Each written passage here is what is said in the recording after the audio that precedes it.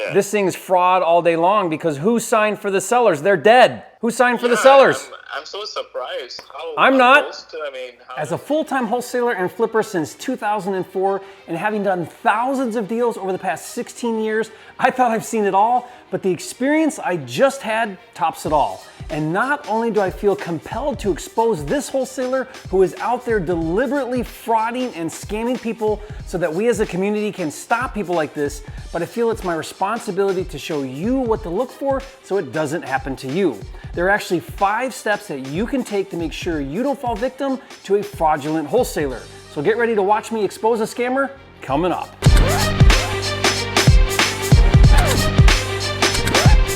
This video is brought to you by Flipster, the nation's #1 real estate software, with tools for finding, funding, and flipping houses. Check it out now at getflipster.com. Hey, if you're new here to this channel, I'm Jerry Norton with flippingmastery.com, and this channel is all about ways to help you make money wholesaling and flipping real estate so you can live your dream life.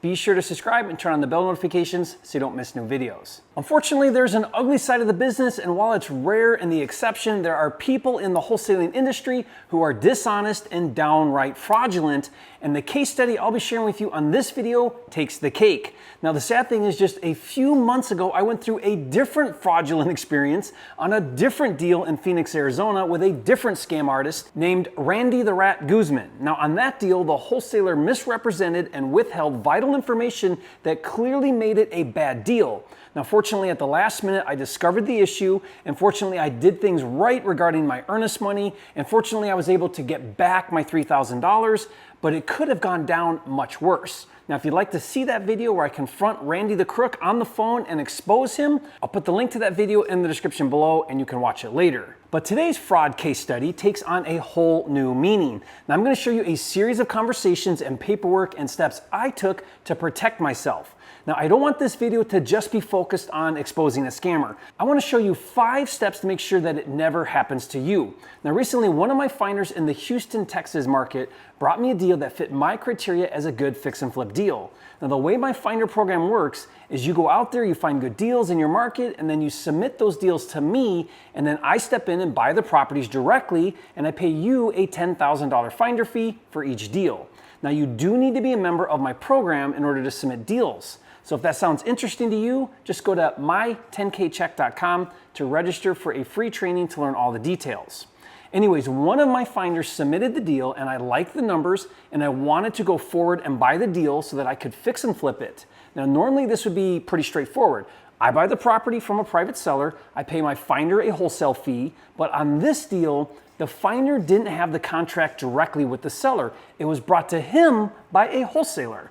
Now, I brought a lot of deals from wholesalers, so I know what to do. In fact, as an active cash buyer, I love working with wholesalers because they've done all the work to find a good deal, and as long as their deal fits my criteria, I have no problem whatsoever buying deals from wholesalers. But since there is a wholesaler involved, there is another layer of involvement, and as the cash buyer, I need to make sure some very important things happen, which I'll break down for you on this video, so keep watching. And that brings me to step number 1 to protect yourself when working with a wholesaler. And that is to find out everyone involved in the transaction. Now, oftentimes wholesalers are vague about all of the parties involved. It's important you know who has the original contract with the seller and if there are any chains in the deal between the seller and you, the end buyer. Now, it's common for wholesalers to market and sell other wholesalers' deals. This is known as a daisy chain. Whenever working with a wholesaler, ask them directly if they have the contract with the seller. Take a listen. So you have the contract directly with the seller, is that right? Yes, sir. You have an original contract. We're going to do an assignment from the original contract to me. Is that correct? Yes, sir. For $220. Yes, sir. Okay, so I just need to know there's an original contract and the assignment is for $220 to me. Yes, sir. Correct. Now notice how I didn't mince words. I asked several times if he had the contract and if this was a straight assignment from him, the wholesaler, to me, the end buyer, which he confirmed that he did have the contract and it was an assignment to me. Now, what if that wasn't the case? What if it wasn't his deal and someone else had the contract? That happens all the time, and like I said, it's called a daisy chain. It's when one wholesaler either does a partner or JV with the original wholesaler who actually has the contract with the seller. Now, if that were the case, they would split the wholesale fee. Or another way to structure more than one wholesaler is if wholesaler A assigns it to wholesaler B, and then wholesaler B assigns it to the end cash buyer. That would be a double assignment.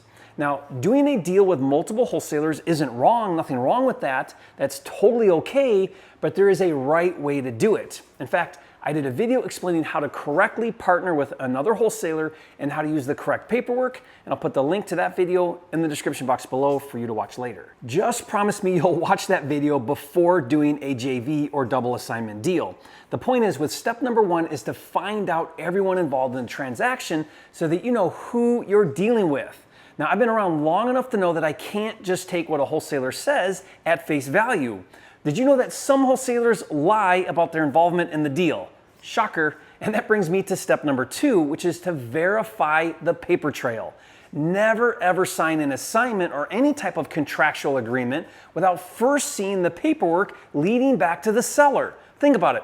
When a cash buyer agrees and signs an assignment of contract, they are agreeing to accept and adhere to all of the terms of the original contract with the seller. In this case, I told the wholesaler that I needed to see the original contract with the seller, which he was reluctant to do. So red flag number 1 is when a wholesaler does not want to show you the original contract with the seller. Now, often wholesalers are reluctant to show the cash buyer the original contract because they don't want the cash buyer to see their contract price with the seller, because that exposes how much they're making on the wholesale fee. So for example, if the assignment fee with a cash buyer is $220,000 and the original contract price with the seller is $180,000, the wholesale fee is $40,000. The fear wholesalers have is that the cash buyer will pull out of the deal or want to renegotiate if they see how much the wholesaler is going to make on the deal and if it's too much. But guess what? If you're doing an assignment, then deal with it. You cannot ask a cash buyer to agree to the terms of a contract you are unwilling to let them see. What if I, as the cash buyer, blindly sign an assignment and therefore accept the terms of the original contract with the seller, and the original contract says that the buyer agrees to pay an all-expense-paid trip to Fiji for the seller and his wife? Now, if that were in the original contract, I would have to honor that.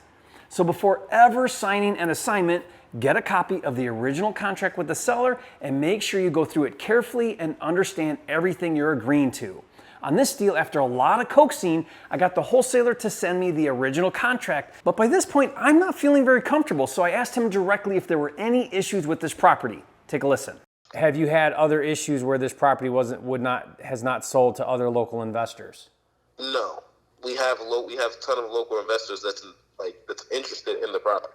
Now, I wanted to give him an opportunity to disclose any known issues. He said, no issues trying to wholesale this property. There are all these other local investors that are really interested in the deal. Now, you'll see later that he was selling the deal to multiple investors at the same time, but at this point, I didn't know that, but I could sense the wholesaler wasn't being forthcoming with me, and my fraud radar was going off. But the next thing is where I lost all trust in the wholesaler and the deal. And that is step 3, which is to make sure the earnest money is handled correctly. Now, as a cash buyer, it's customary to pay a good faith deposit or earnest money on the deal. This is to make sure that the cash buyer is committed to the deal. In fact, the earnest money should be non-refundable, and it's common for wholesalers to require $2,500 to $5,000. But let me make something absolutely clear. Non-refundable means that the wholesaler keeps the earnest money if for whatever reason the cash buyer doesn't perform. But it doesn't mean he keeps the earnest money if the seller doesn't perform.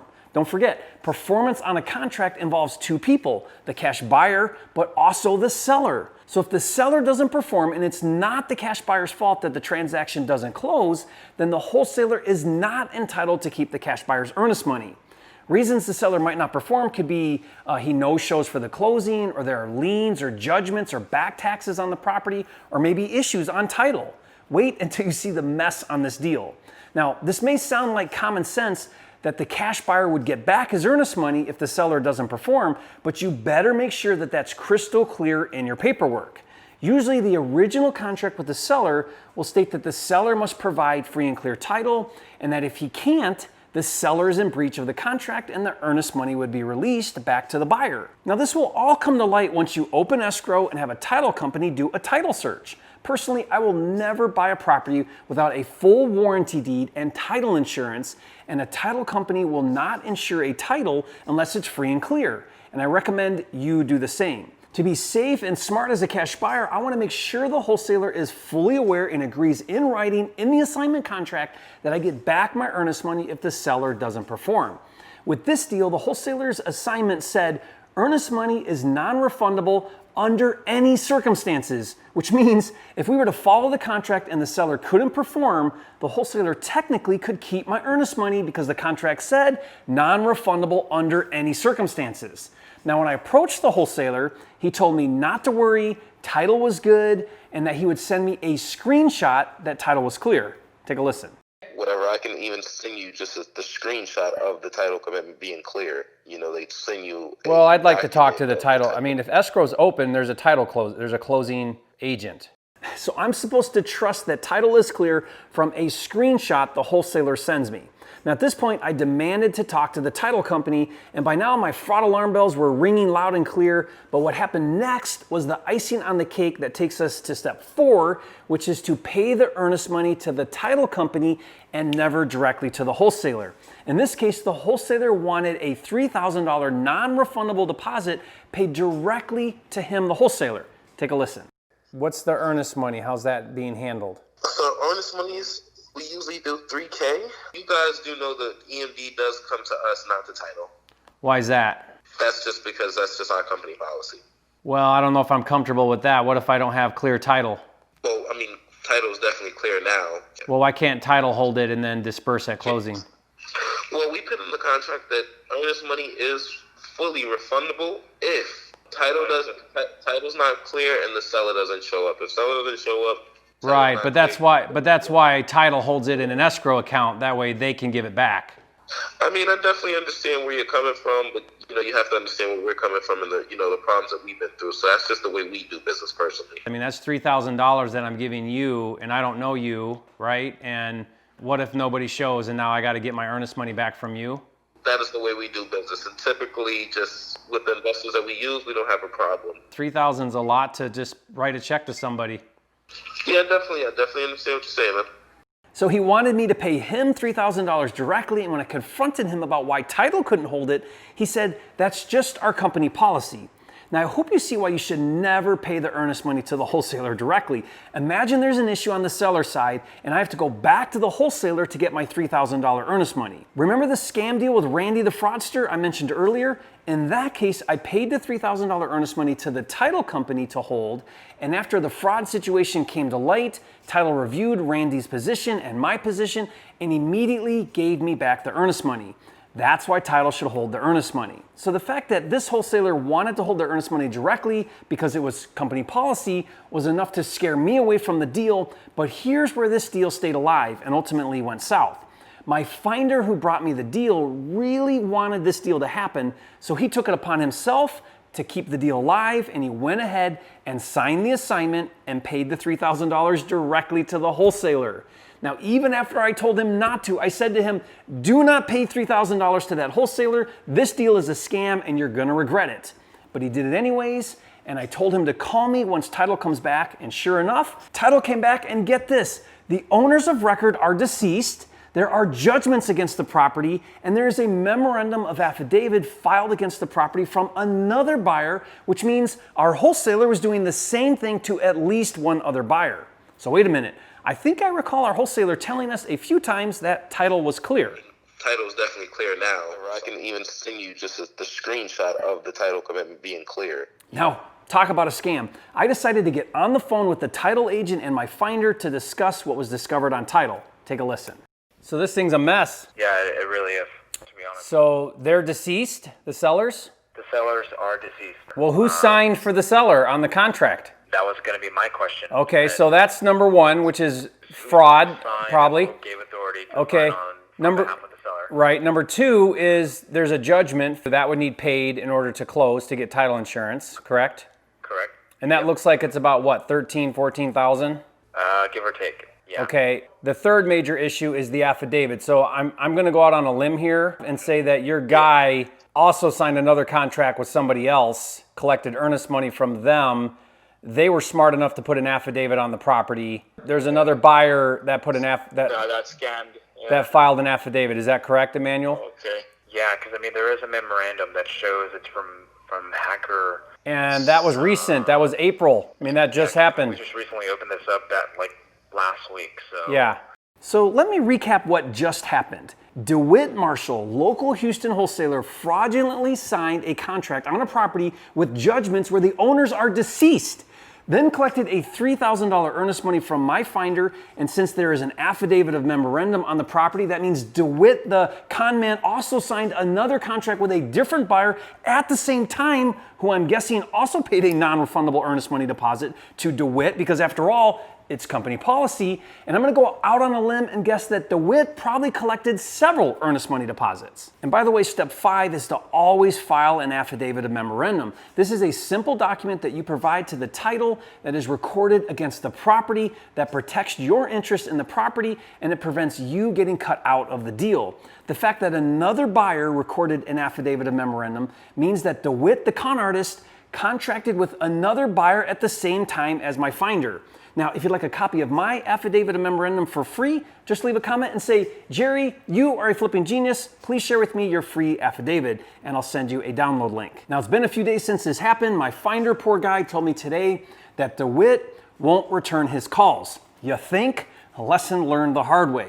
And this is why you don't pay the wholesaler earnest money, because Rav, you paid that guy $3,000. He probably collected $3,000 from, I mean, this thing, first of all, there's no way this property's closing with a mess. I mean, this thing's fraud all day long, because who signed for the sellers? They're dead. Who signed for the sellers? I'm so surprised. I'm not. How So to avoid being scammed by a shady wholesaler like DeWitt Marshall, number 1, always find out all of the parties involved. 2, make sure you see the paper trail back to the seller.